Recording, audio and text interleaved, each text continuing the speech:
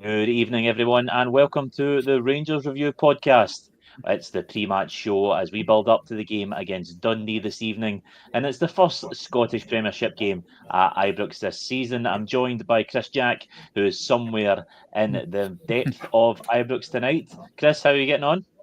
Oh, good, Blair. How's things? How's things your end? I'm slightly weary after a night out in Edinburgh last night at Oasis, but I'm here and I'm good to go. To see you at Oasis last night, Chris. Hopefully, we'll get something of a similar show from Rangers tonight, but we'll just see. So the team news is out, and I will bring that up for everyone at the moment. So it's a same starting lineup as we've seen during the week against Victoria Pills, and no changes for Russell Martin. He goes with Jack Butland in goals. A back four of Jeffrey John Suter, who's the captain for today. Nasser Giga, who won so many plaudits from that performance the other night. Max Aarons, and at right back, no James Tavernier again for this evening. Midfield three of Joe Royal, Lyle Cameron, and Mohamed Diamande. And up front, Jedi Gassama, Cyril Dessers, and Oliver Antman. The Flying Finn having a magnificent debut during the week, so he keeps his place. Chris, any surprises that Russell Martin hasn't made any changes for tonight? I don't think you can really argue, can you? Look at how impressive Rangers were in midweek. It makes complete sense to go with the same team and to try and urge that team to go and pick up where they left off in midweek. I thought you potential there for a couple of changes. Maybe I've seen, like I said, Rilo come in for Dessers. Maybe I've seen Nico Raskin come back in. Perhaps even for Joe Rodwell, but I think that's a side that highlights the importance of this game for Rangers and Russell Martin. He needs a result, he needs a performance, he needs to get that first Premiership win on the board. So the time for rotation, the time for giving the guys different minutes will come. So I don't think it's a surprise that he's going same again, and it's definitely a strong Rangers lineup. Yeah, maybe a little bit of suggestion that Russell Martin may have made some changes. Andrew Gill here says, love the team selection, get the game won, and then make changes 6-0 incoming. So there's a good bit of confidence there amongst some of the support.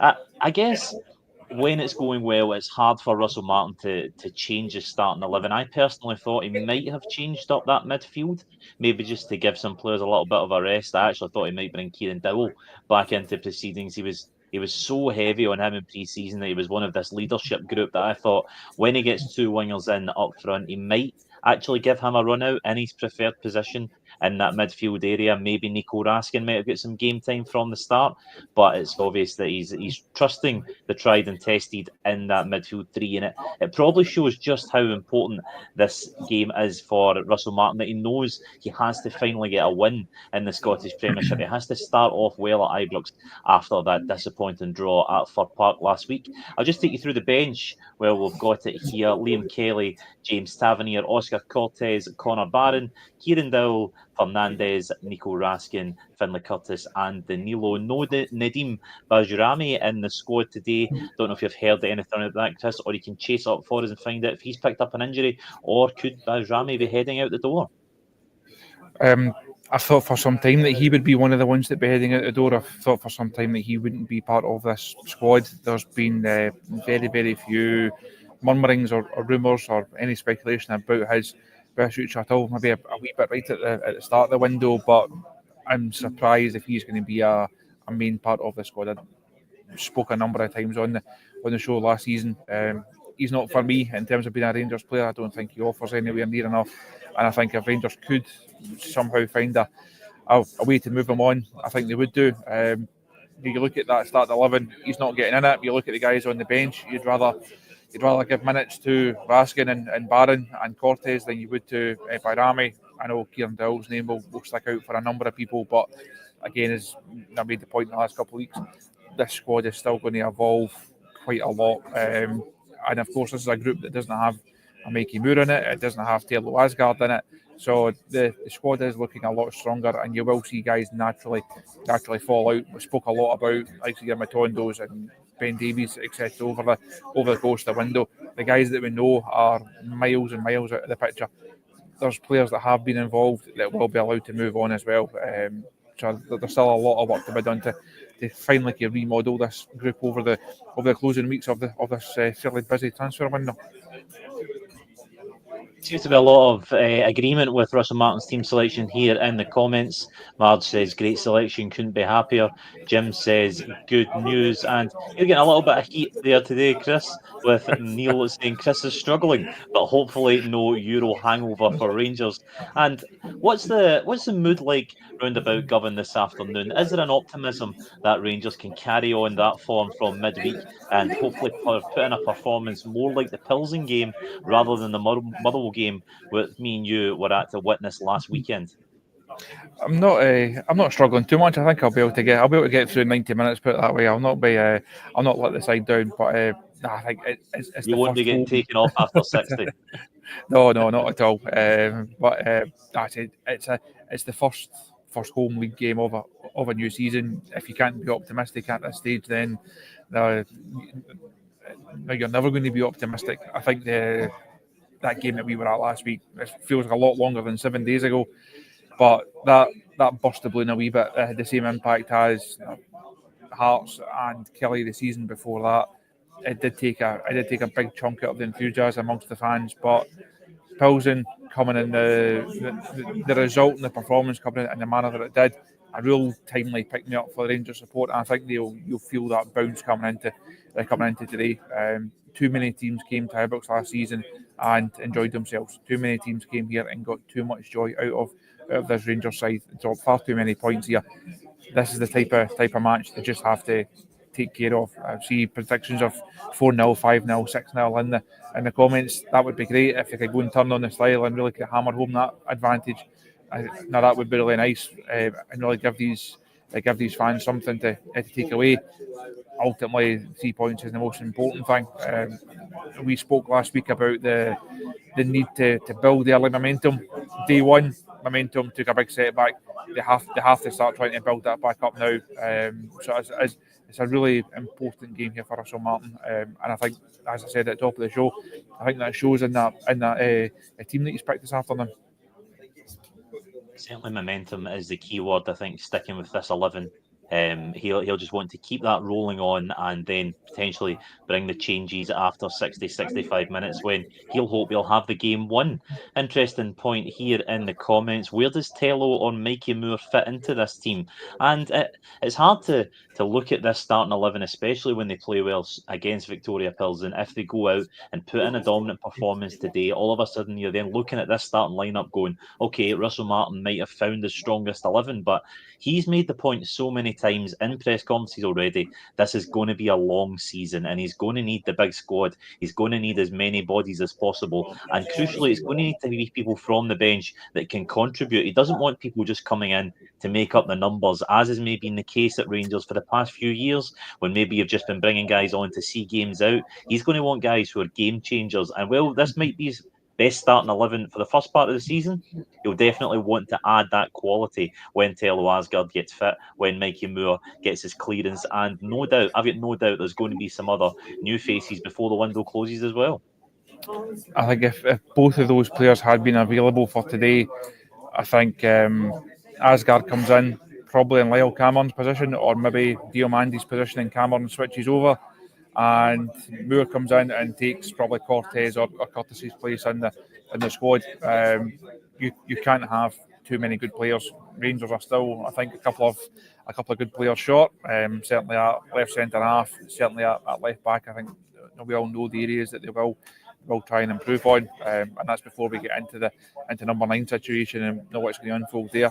As you say, Blair, there's going to be other additions to the squad. Other players will move on. Rangers still need players to come into it. It's very much a work in progress. Rangers fans don't really like the word project when it comes to their football club and their team. That's what this team is right now, though. It's still very early in that process. But while you're continuing to build, while you're continuing to get players out and get players in, of course you need results. That underpins everything, and that's why this might not be the perfect lineup. This might not be the lineup that Russell Martin definitely wants to settle on every game, but he needs a squad and while he's building that squad, he needs results. We're here in the comments asking any truth in the guy coming from Real Betis. Of course, that is Nobel Mendy. Just if we touch on the defence, Chris, I'll come back to that in a little second. You can provide an update on that.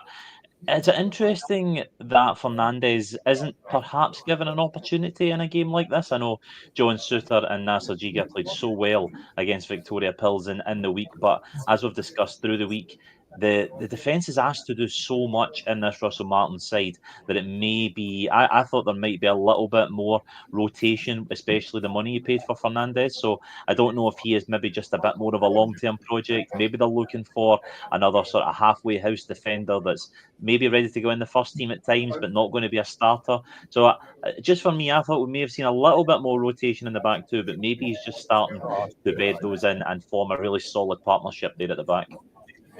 I think partnership is the key word there, Blair. You don't really want to be chopping and changing at centre half. The Rangers have made that mistake, and they've been in that situation in recent seasons. Ideally, you want your centre half partnership to be nailed down and to know each other's games inside out. You're only going to get that with game time or training sessions and game time.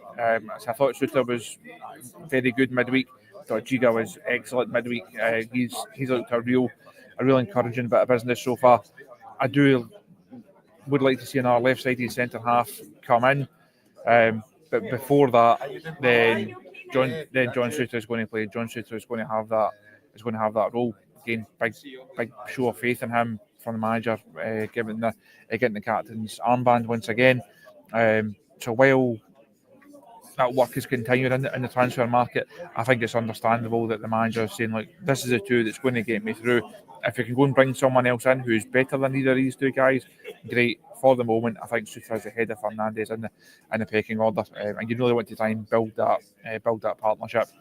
Come next weekend and Alloa in the cup, then you might see Fernandes coming in. You might see Conor Barron coming in. You might see Finlay Curtis come in. Might see Danilo come back in. But I think for a game like today, it makes sense just to continue that partnership that has been there. A little bit of positivity before we end again. 2 goals for each of the front three today, says Leah. I think Oliver Antman, he was absolutely electric during the week. He excited everybody with that debut. I was stunned at just how quick he was watching him there at Ibrox the other night. It was just absolutely fantastic. Alongside Jedi Gassama, who has impressed everybody since arriving, and Cyril Dessers, who looks to really up his game, having those quality players round about him. I don't think he could make any changes to that front three going into this game, Russell Martin. And it should be exciting for the Ibrox crowd to see that front three in action again. I think they'll be really excited to see what Antman and Gassama can bring once again. There's pace, there's goals, there's excitement. It's everything that this side has lacked so often over recent seasons. Obviously Gassama, and it's a remarkable start to his Rangers career. Antman, really impressive in midweek. Good to see him get another start. And I thought Dessers was perhaps an unsung hero the other night. I think a lot of the plaudits obviously went to Antman on his debut, Gassama for the goal contributions, while Cameron got a lot of praise in midweek, but Dessers was one that me and Stevie actually touched on the show the morning after. Russell Martin spoke well about him in the press conference afterwards the other night as well. I thought Dessers put in a power of work the other night, looked really good, scored his penalty really well. Great involvement for that Gassama goal. Takes the ball in well, nice touch, nice lay off, and gets his assist. I think he'll be in a good place heading into this one. He'll certainly fancy his chances of a goal. Thanks, Chris. That'll do us for now. Of course, keep across the Rangers review for all the in-game updates as Rangers take on Dundee. And I think it'll be me and yourself, or indeed me and Josh, back at full time to dissect what's hopefully Rangers' first win of the season at Ibrox in the league. Thanks for now. Cheers.